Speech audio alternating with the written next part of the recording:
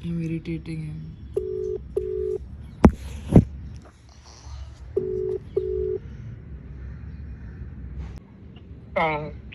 तालपत्री।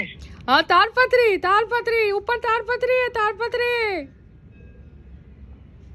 अभी सुनो, ये तुम्हारा डेवलपमेंट नहीं, सुनो, मैं अपना 1 लाख का जुगाड़ कर रही हूँ। तुमने वो डेवलपमेंट फंड का स्टे ऑर्डर लिया था 1 लाख का, तो वो तुमको रिफंड हुआ है कि नहीं हुआ है?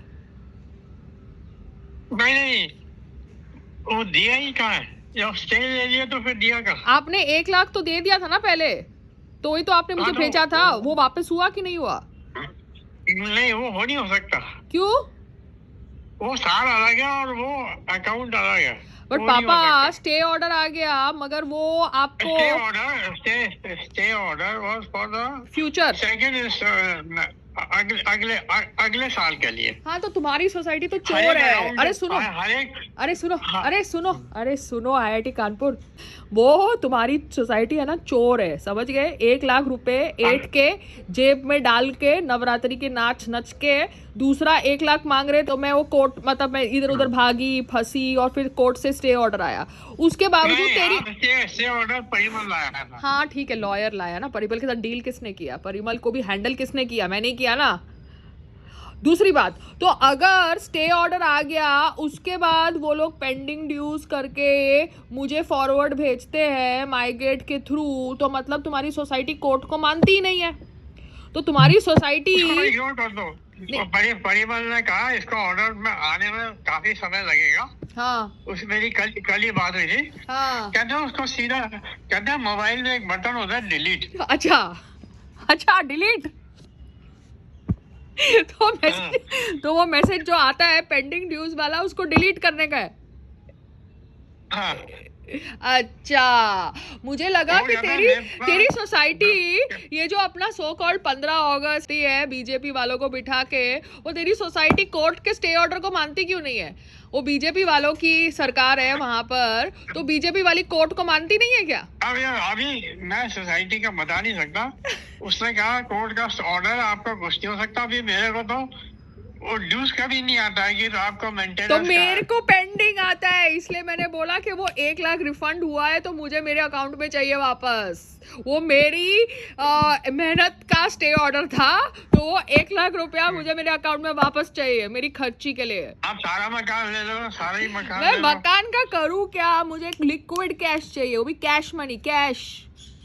अच्छा, बीजेपी वाले एक तरफ राम मंदिर, कोर्ट का ऑर्डर, ये सब ड्रामा करते हैं, और दूसरी तरफ स्टे ऑर्डर को मानते ही नहीं है। वो सिर्फ सुप्रीम कोर्ट को मानते हैं। अच्छा, वो सुप्रीम कोर्ट को मानते हैं, वो ट्रिब्यूनल कोर्ट को मानते नहीं है। तो ब्रेड कौन सी खाता है तू? सॉर्डो ब्रेड खाता है कि मल्टीग्रेन ब्रेड खाता है कि 7 सीड्स वाली ब्रेड खाता है? जो रसोई से आता है मैं वो खाता हूँ। तो तू ब्रेड के साथ अंडा खाता है, प्रोटीन लेता है? कुछ नहीं, बस दूध में प्रोटीन। नहीं तो अंडा ले ना, तो एग व्हाइट क्यों नहीं लेता? तू पहले एग व्हाइट लेता था। नहीं, अभी नहीं लेना। अभी मैं शाकाहारी हो गया। शाकाहारी हो गया? अरे यार, बुढ़ापे में तू शाकाहारी हो गया, जवानी में तू अंडा खाता था, और अभी तू बोलता है मैं शाकाहारी हो गया हूँ। कौन से व्हाट्सएप फॉरवर्ड ने दिमाग को कंफ्यूज कर दिया है? Bye. So yesterday when my passport was delivered, my mother was out, and because my mother was out and I had given her my KYC, as soon as that agent, Blue Dart agent, made a MyGate entry, I accepted it because their MyGate is also signed onto my phone. My brother is also there, but he was also out, so I accepted the entry of MyGate so that the delivery agent could deliver the passport at location. Location पे मेरे father हैं, उनके servants हैं, but you know KYC अगर वो पूछता, phone करता, then he is at the location, he is not at a different location. इसलिए मैं बॉम्बे में हूँ, बिकॉज जब ये RC बुक आएगी, अब मुझे नहीं पता RC बुक कैसे डिलीवर करने वाले हैं, ब्लू डार्ट से करेंगे कि कोई रैंडम सस्ते कुरियर वाले से करेंगे, बिकॉज वो डिपेंड करता है ना ये RTO वालों के बजट के ऊपर। बट RTO वाले 50,000 ले रहे हैं एक रिन्यूअल के लिए। 50,000, कैन यू बीट इट? 7,000 का ग्रीन टैक्स अपनी जेब में डाल रहे हैं, जबकि उनका ऑफिस पूरा प्रदूषण वाली जगह में है। तो फिर ये लोग जब इतने पैसे ले रहे हैं, तो ब्लू डार्ट जैसी कुरियर सर्विस का प्रयोग करना चाहिए। अब अगर ब्लू डार्ट जैसी कुरियर सर्विस का प्रयोग करेंगे तो वो बंदा मुझे फ़ोन करेगा, ठीक है, लोकेशन पे पहुंचने के बाद। बट अगर वो पोस्टमैन को यूज़ कर रहे हैं तो पोस्टमैन को भी मेरी लोकेशन पता है, बट जो पोस्टमैन इस एरिया का है उसको पता है कि पायल रोहत की समीर बिल्डिंग से पर्ल हाइट में शिफ्ट हो गई है, तो वो पोस्टमैन पहले मुझे मोबाइल पे फ़ोन करेगा। मगर कुछ लोग नहीं करते, वो लोकेशन पे पहुंच जाएंगे, और अगर वो लोकेशन पे पहुंच जाएंगे समीर बिल्डिंग के लोकेशन पे, तो वहाँ पे तो माई गेट है नहीं,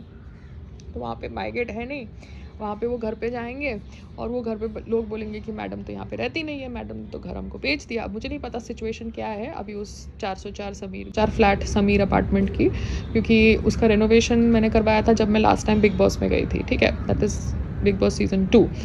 तो रेनोवेशन कराने के बाद मैं उसमें रही थी, मगर I had lot of bad memories also attach to that place, तो मैंने बोला वो घर को बेच ही देते हैं, ठीक है। गलती करी, वो घर को बेच के यही एरिया में घर ले लिया, टेरेस वाला फ्लैट चांदी वाला बिल्डर से मिलके। Otherwise I should have left this area और I should have kept that flat only, you understand. इतना नॉनसेंस तो नहीं था, कम से कम वो रेनोवेटेड फ्लैट था, वहाँ पे एक बड़ा बेडरूम था, वॉक इन वार्डरोब थी, it was convenient for me. But I thought terrace वाला फ्लैट ले रहे हैं, फिर धीरे धीरे हम बाजू वाला फ्लैट ले लेंगे, ओसी आ जाएगी, द बिल्डर के साथ हमारी बातचीत है। बट मेरी बातचीत वो समीर अपार्टमेंट के बिल्डर के साथ भी थी। वो समीर अपार्टमेंट का बिल्डर कौन था? आयशा जुल्का का हस्बैंड, ठीक है ना। तो उसने भी सस्ते में लैंड लिया होगा, इन्होंने भी सस्ते में लैंड लिया होगा, सब लोग सस्ते में लैंड लेके यहाँ पे फ्लैट बना के रिच बन जाते हैं, बिल्डर बन जाते हैं, आप समझ रहे हो।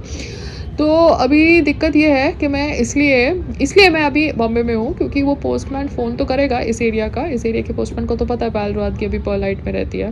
जैसे इस एरिया की बाइयों को पता था कि पायल रोहत की पहले समीर बिल्डिंग में रहती है, इस एरिया के पुअर पीपल को पता था कि पायल रोहत की पहले समीर बिल्डिंग में रहती है, इस एरिया के लोगों को पता था कि पायल रोहत की पहले समीर बिल्डिंग में रहती है। वैसे इस एरिया के पोस्टमैन को भी पता होना चाहिए कि पायल रोहत की अभी पर्ल हाइट में रहती है, तो वो मुझे फ़ोन करेगा अपनी बख्शीश के लिए, क्योंकि समीर अपार्टमेंट में तो माई गेट होगा, छोटी बिल्डिंग है ना, 4-5 माले की।